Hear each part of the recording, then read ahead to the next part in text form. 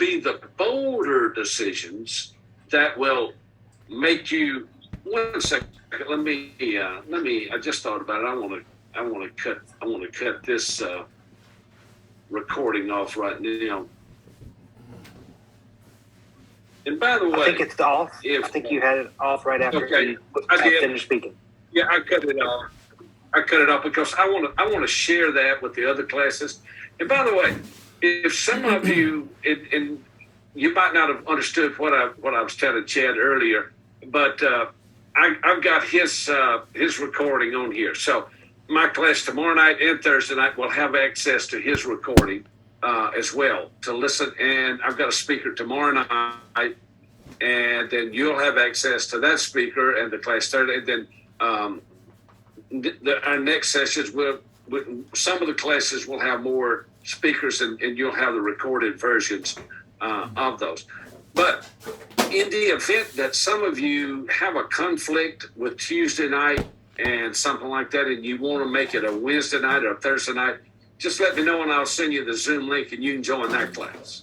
That'll give you some flexibility there if you get tied up, because it's going to be. It'll be a different speaker, we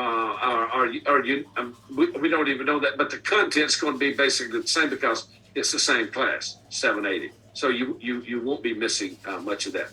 But if you do want to go to another, because I might have someone on here from another class tonight, but I know Wednesday night I've got something coming in on Thursday night. But by having the belief, trust, and so forth in you, to make the decisions that you're going to need to make to be really, really good, it's going to require some pretty bold decisions from time to time. Not all the time. But a lot of leaders out there are afraid to make bold decisions because they don't have the belief, the trust. They don't have that. And they're not able to do it. They're afraid to do it because they're afraid that the support won't be there. But the more they believe in you, the more they trust you and so forth, the bolder your decision can be. Even if your decision backfires, they're still there to pick you up and say, let's try it again. That's the real reason for it. Then another thing that we really need to focus on is establishing magic time strategies. When during the day, if you're teaching, hopefully your entire time with your students, that's your magic time. But figure out the time of the day that you can get and you're able to get the most done and focus on that. We're going back to the Pareto principle of the 80-20. Be focusing on how you can drop some of that 80 and focus more on that 20. That's what's getting you the result. Your one big breakthrough, that thunderbolt that we talked about last week, but develop that plan to implement strategies is going to be absolutely essential for you. Again, we talked about the A and the B line is so strong. This is so strong. We talked about the A, we talked about the B, but what keeps you from getting to your B? It's knowledge, it's desire, it's skills, it's confidence, 100% committed, willing to do whatever it takes. Well, there's another misspelled word. I don't know how that happened again. Which should be which. But which one or two or more of those are holding you back? So if you're not getting to your B, it's usually one of these things. And figure it out. If you don't have the knowledge, get more professional development, get more training. If you don't have the desire, it might be your wrong B. If you got a B, you don't have a desire to get it, it's probably a wrong B. You might not want it. For example, if your B is to be a principal, but you don't have your desire is not in place, it might be the wrong thing. Skills. If you don't have the skills, pick them up. You can get a skill. Confidence, build your confidence and get that commitment. That is the key in the process. Stay in the moment. I saw this in a business not long ago. Listen with your eyes, and you'll see all you need to hear. It's amazing. Always be looking. Always be thinking. Again, the old thing: look people in the eye when you speak. They teach you in communication that they say, I just hate to stare at people in the eye all the time. It makes you feel uncomfortable. but it just says you'll hold your gaze longer if you stay at the bridge of their nose, and it's not like it looks like you're looking at them in here. Be like a hypnotist. They always make sure you're in the here and now. If you're not in the here and now, they can't hypnotize you, right? You ever seen those hypnotists at a fair or some kind of thing? They group hypnotize people. You ever seen that? And they tell them to, they hypnotize them, and I know you've seen them do that. Yeah, absolutely. But if you watch those hypnotists closely, they're checking those people out as they're talking. They ask them stupid questions, and they're looking at them, and they know those that are that will be easily hypnotized because they're looking. And talking about communication, I like a little tip about use when you're talking to people. The old tip of feel, felt, found technique. It's always pretty good when you're talking to somebody. If you're talking to a teacher, you're talking to someone, and if their scores are not good, and you supervise them, you can say, I feel the same way as you do. This testing business is getting out of control. We're testing students today. I feel just like you do. And, I felt that way since I was in the classroom. It drove me nuts. Now, what are you doing now? You're putting yourself in their shoes. But I have found scores can be improved if you do this or I did. But I found that I could improve my scores if I did this or I did that or you did this. And you see, that kind of puts you that feel, felt, found. That kind of brings people into your conversational mode. Personal productivity review, what does your current daily workday look like? That's something you have to kind of break down, have to look at it.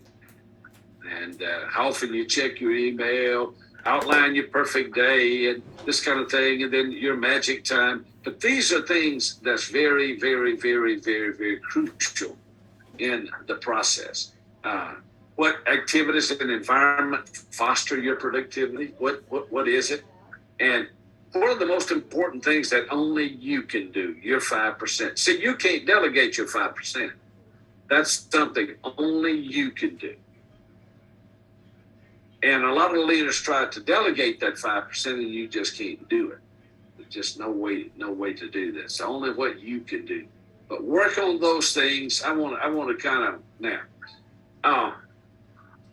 We're going to be getting ready to close up here in just a second. So we're not going to do this tonight, but be thinking this week of 2 or 3 of your most irritating things that you have to deal with every day.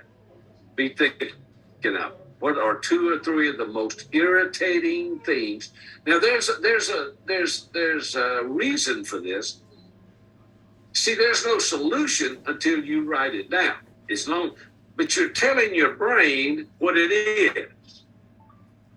Then that subconscious is going to start hopping in there before long and start helping you look for ways to avoid those frustrations. The irritation. It could be people. People could irritate you.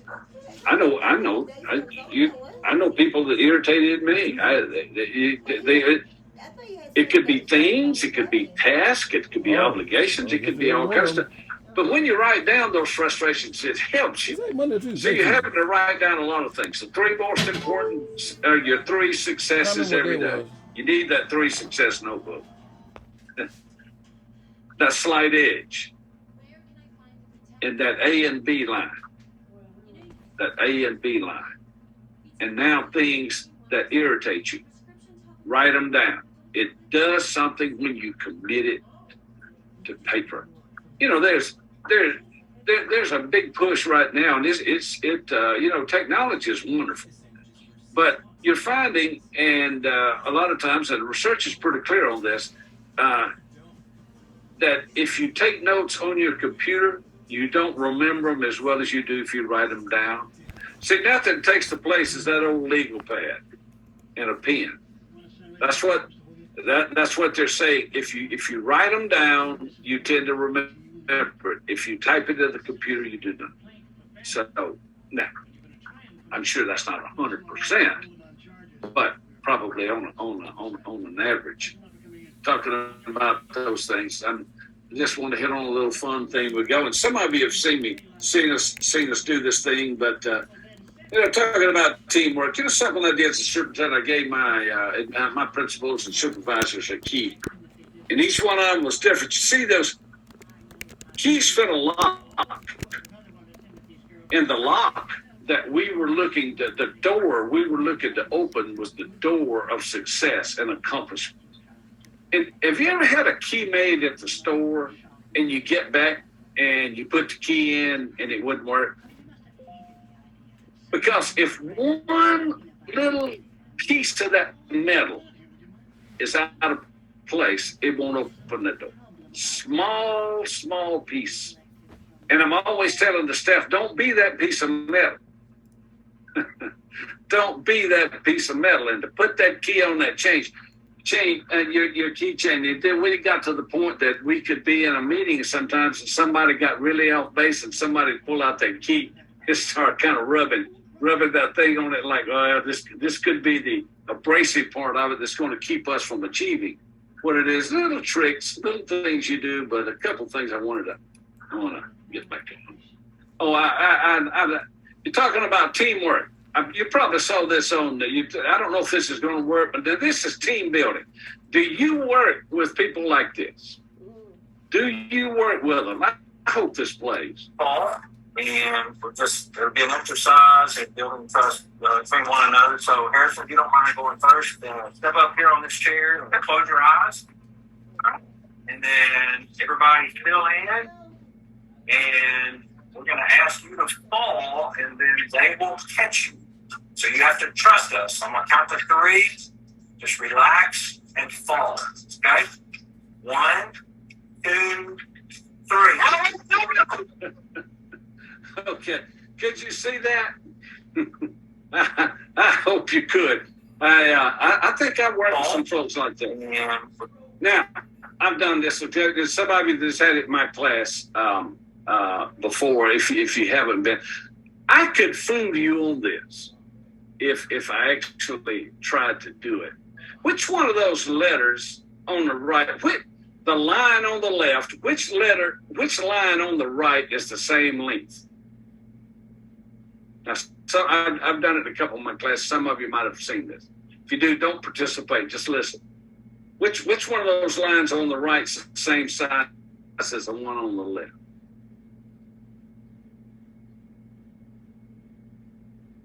Anybody want to guess? Oh, just take a guess. What you think? They're all the same size. They're just different lengths. Is that what you're trying to get at? Yeah. I'm talking about the length. Yeah. Well, it would all depend how you look at it, too. Okay. How do you look at it? If you're looking at it up close, far with the big perspective or the small perspective, I mean, C looks like it's the same one, but is it a mind game or is it straightforward? Anybody else want to guess? Which one do you think it is? A. A? Okay. Good. C. What about somebody else? It's a good guess. Hey, real good. Who else wants to take a stab at it?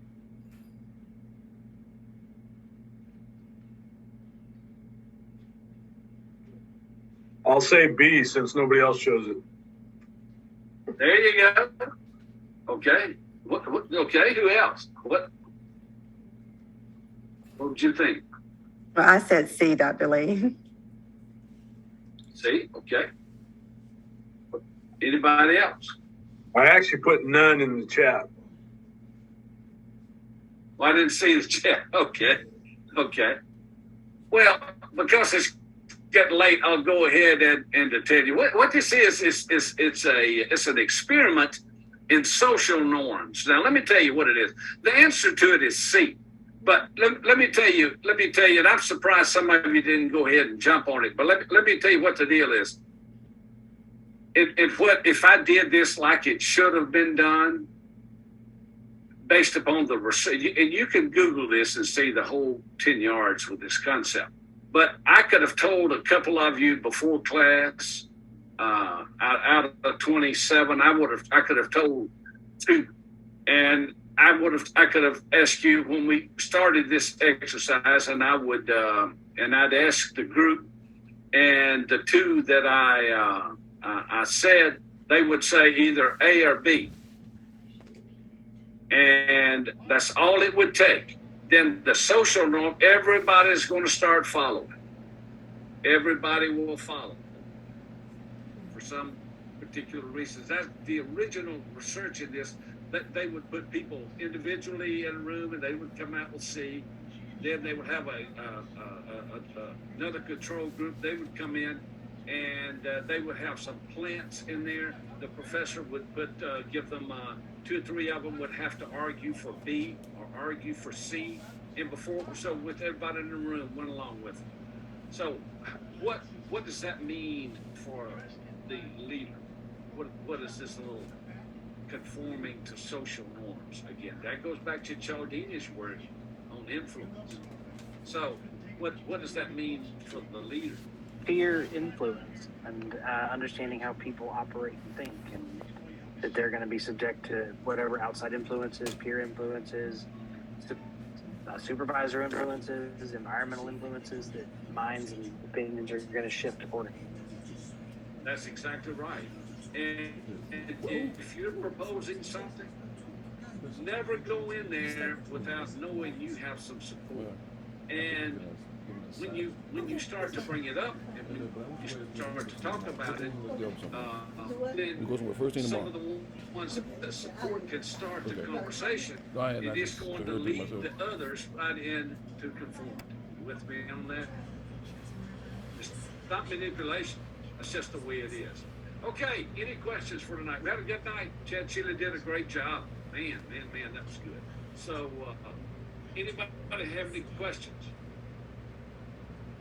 Quick question on our reflection. Is it okay if we don't do title pages or anything? We just put our name and the class and the reflection date?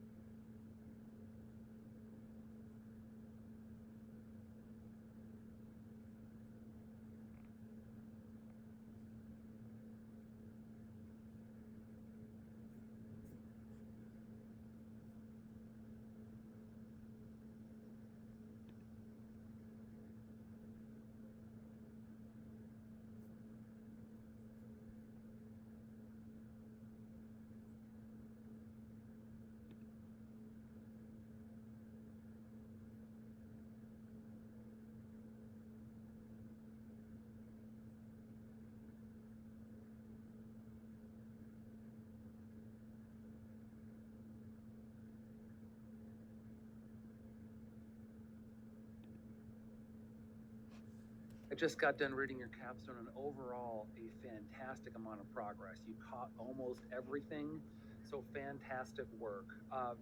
Some minor APA edits that I made comments on throughout your capstone, some past tense, I think one past tense edit maybe, and then some minor references work. There are a couple of DOIs that aren't hyperlinked.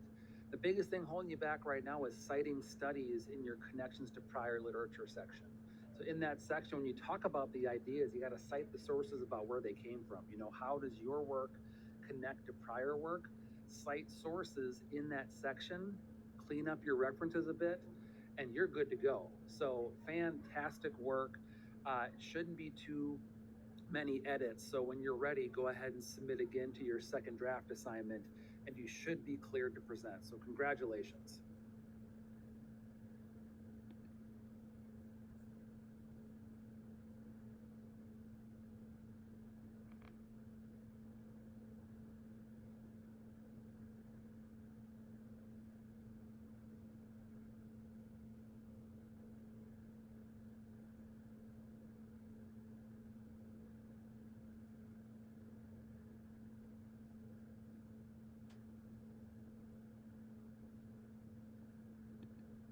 All right. Hey, Eric, I just got done reading your capstone. Overall, some great progress. I wanted to first say a note on your Turnitin score. I looked at the references in your capstone and then the Turnitin scores, and it looks fine. So no issues there.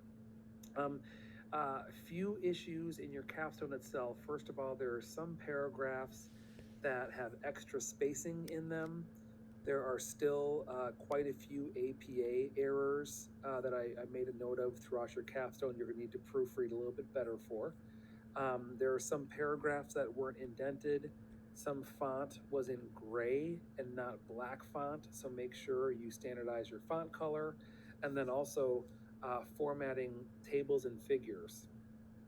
The table or figure number should be in bold, and then the title of that table or figure should be in regular italics. And so I gave you the APA website to check there for formatting your tables and figures.